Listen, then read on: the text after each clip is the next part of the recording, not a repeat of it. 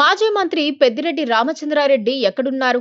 ఆయన ఏం చేస్తున్నారు? అసలు వైసీపీలో ఉన్నట్లా? లేనట్లా?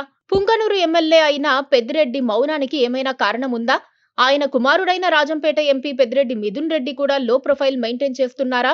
ఇలాంటి ప్రశ్నలు ఇప్పుడు తలెత్తుతున్నాయి. జగన్ హయాంలో రాయలసీమ మొత్తం చక్రం తిప్పిన ఆయన ఇప్పుడు సైలెంట్ అయిపోవడానికి అరెస్టు భయం ఒకటే కారణం కాదని చెబుతున్నారు. తన కుమారుడు జైల్లో ఉన్నప్పుడు కనీసం పలకరించేందుకు కూడా జగన్ రాలేదన్న అక్కస్సు పెద్దిరెడ్డి కుటుంబంలో ఉంది. అదే టైంలో పెద్దిరెడ్డి ఫ్యామిలీ పార్టీ మారిపోయి బీజేపీలో చేరేందుకు ఏర్పాట్లు చేసుకుంటున్నారని కూడా ప్రచారం జరుగుతోంది. కేంద్రంతో కలిసిపోతే సీబీఐ, ఈడీ దాడుల నుంచి బయటపడే వీలుంటుందని పెద్దిరెడ్డి నమ్ముతున్నారు.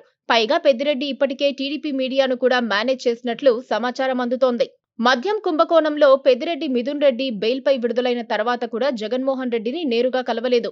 మిథున్ రెడ్డిని పలకరించేందుకు అందరూ వచ్చారు, కానీ జగన్ రాలేదన్న అసంతృప్తి పెద్దిరెడ్డిలో ఉంది. తమను వాడుకొని వదిలేశారని వారు ఆగ్రహం చెందుతున్నారు. పెద్దిరెడ్డి ఫ్యామిలీ అసంతృప్తితో ఉన్నట్లు ప్రచారం నడిచింది. కానీ తర్వాత అటువంటిదేమీ లేదని క్లారిటీ ఇచ్చే ప్రయత్నంలో భాగంగా పెద్దిరెడ్డి మిథున్ రెడ్డి పార్లమెంట్లో గట్టిగానే మాట్లాడారు.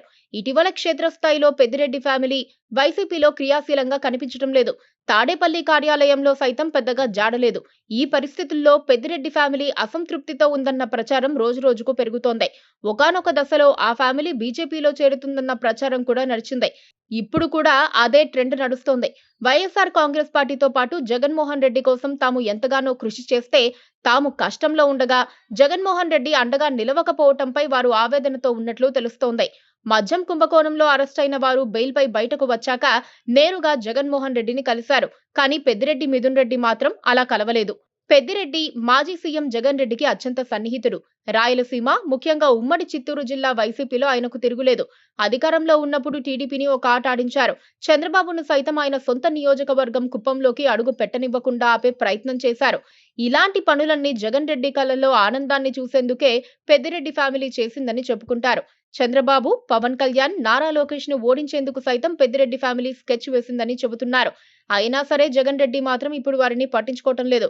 పార్టీలో ఉన్నారులే అంటే ఉన్నారులే అన్నట్లుగా పరిస్థితులు ఉన్నాయి. జగన్ కూడా వాళ్ళే ఉంటారులే, ఉండక ఎక్కడికి పోతారన్నట్లుగా వ్యవహరిస్తున్నారు. మరి చూడాలి పెద్దిరెడ్డి తదుపరి స్టెప్ ఏమిటో.